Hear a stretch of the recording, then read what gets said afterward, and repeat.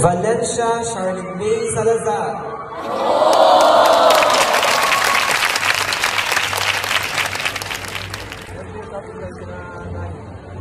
She is also a recipient of Academic Excellence Award with high honors. May we request the parent of the awardee to come up the stage, please.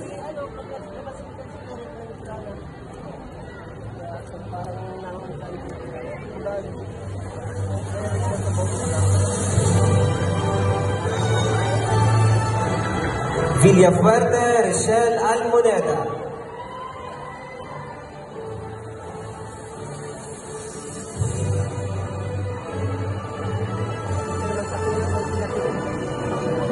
She is also